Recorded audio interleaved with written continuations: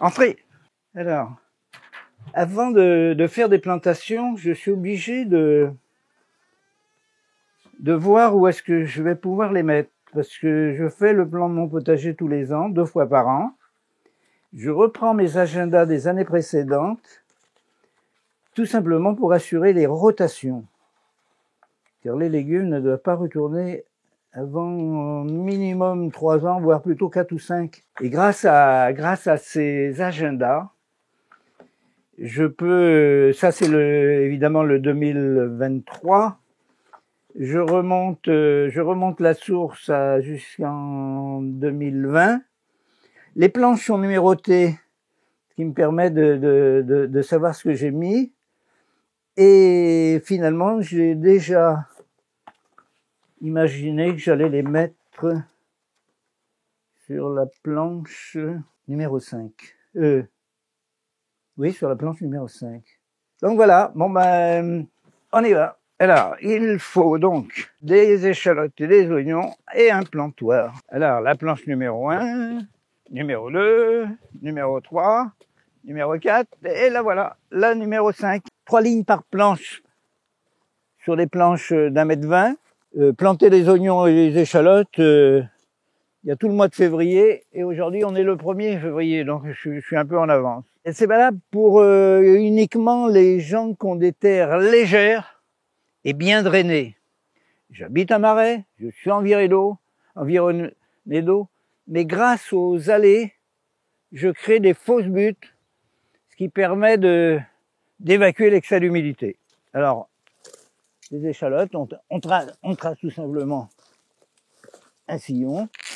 Alors, on va voir s'il y en a suffisamment pour aller jusqu'au bout. C'est à peu près ça. Alors, le reste, je le donnerai à ma voisine, peut-être. Alors, ne pas enfoncer ça trop profondément, parce que on n'est que les premiers jours il peut encore avoir, on dit, il y a un proverbe, il faut que février remplisse les fossés, mais l'automne, là, il y a une galerie, là. Pourtant, j'ai passé la grelinette, et les campagnols qui sont revenus, évidemment, quand on fait des buts, on crée des micro-habitats pour ce monde qui vit là-dessous, là. Alors, comme je dis toujours, on peut tolérer 10% de partage, hein, ne pas faire la guerre systématiquement. Mais sinon, faut cohabiter. Hop, des orties. Et ne pas recouvrir, hein, pour pas qu'elles pourrissent, quoi. Une dizaine de centimètres, on pourrait dire, approximativement, aussi en fonction de la richesse de la terre. Et hop, le cordeau, on change de place, car on va mettre les oignons. L'oignon, ce sera à peu près la même chose, mais le calibre est plus petit, donc le même procédé. Ça va être un peu plus lent parce que c'est plus petit, mais c'est exactement la même opération. Alors avant, j'ai saupoudré d'un peu de cendre avec parcimonie pour ne pas brûler les micro-organismes. J'ai rajouté aussi un amendement calcaire, un carbonate de chaux, jamais de chaux vive, car ça brûle la vie microbienne, donc le but c'est d'entretenir la vie microbienne. Ici, sans risque de surdose, chaque année, initialement c'est une tourbière, initialement c'est pH 4,5, donc sans risque de surdose, je fais un petit apport calcaire. Car c'est un endroit très particulier, la tourbe, un matériau très acide. On a tout le mois de février pour faire ça. Si la terre est trop humide, on attend le mois de mars. Mais n'attendez pas trop longtemps quand même pour pouvoir faire la récolte après le 14 juillet. Et voici une ligne de faite. On passe de l'autre côté. Et même opération.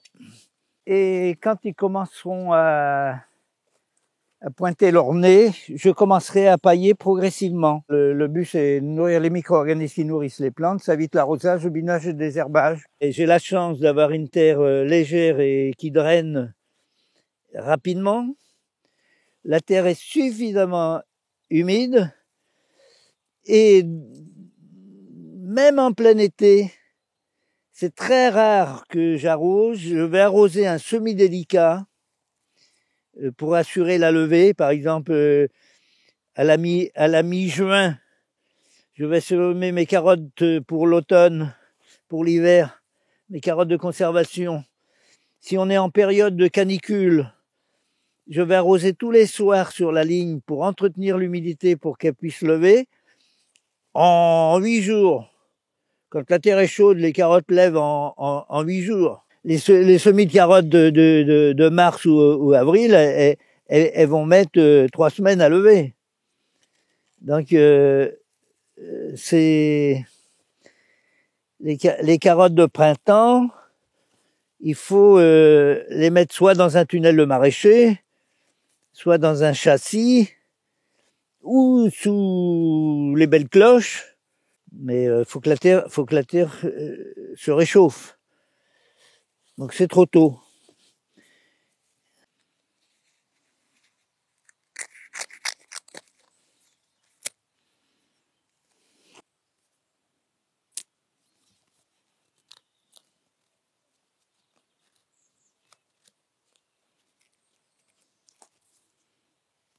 Voilà. Alors maintenant, on va s'occuper des pommes de terre. Mais c'est trop tôt, les premiers jours de février, pour les mettre à l'extérieur. On pourrait peut-être en mettre sous les cloches, mais je commence toujours par le tunnel de maraîcher. C'est quand même plus artificiel, donc ça chauffe davantage. Et 15 jours après, c'est un plant sous chaque. Donc dans 15 jours, en fonction des lunes, ce sera 15 jours, 3 semaines, il y aura un plant de pommes de terre sous chaque sur la planche numéro 2. Mais pour l'instant, on va aller au tunnel. Alors, le tunnel, c'est par là, et ça va être dans les bidons bleus que je vais les mettre. Alors, pourquoi je les mets dans les bidons? C'est pour être sûr que les campagnols ne me les bouffent pas. Parce que à cette époque-ci, ils n'ont plus grand-chose à manger, eux non plus. Et si je les mets à même le sol, là, j'ai travaillé un petit peu le sol ce matin, et je me suis rendu compte qu'il y a des galeries partout. Donc, tout le monde rapplique, tout le monde vient se mettre au chaud. Alors, les pommes de terre, c'est soit avec un plantoir de ce genre, ou soit avec un plantoir à bulbe. C'est une astuce qui est assez intéressante pour les amateurs. C'est une espèce de carotte qu'on va faire. Donc on fait un trou et après on remet la terre par-dessus. Alors les petits granulés blancs qu'on aperçoit là, c'est des amendements calcaires que j'ai fait ce matin. Ma terre est tellement acide et j'ai distribué un compost, donc ça manque de calcaire chez moi. Et voilà, hop.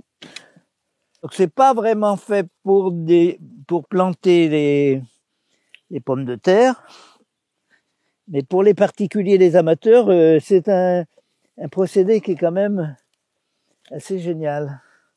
Les jardiniers, ils aiment bien manger des patates nouvelles au 1er mai. Alors on verra.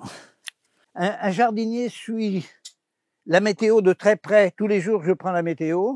Si vraiment il y a des gelées tardives d'annoncer, je sors des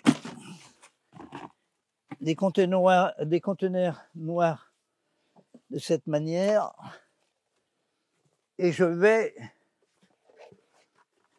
vais protéger le plant pour la nuit, quoi. Le soir, je vais faire ça et le lendemain, je viens découvrir. C'est suffisant parce que derrière, il y a un muret de pierre qui stocke l'énergie. Déjà, le talus a tendance à stocker et derrière, il y a un muret de pierre. Et si je voulais accélérer le processus, je pourrais, en mettant des bouteilles découpées, ou alors mes belles cloches en verre pourraient revenir là, j'accélérerais encore le principe, quoi. Voilà, pour les pommes de terre. Alors dans quelques temps, il y aura sans doute quelques semis de carottes, de radis, de laitue, et puis après les semis de tomates, mais rien ne presse.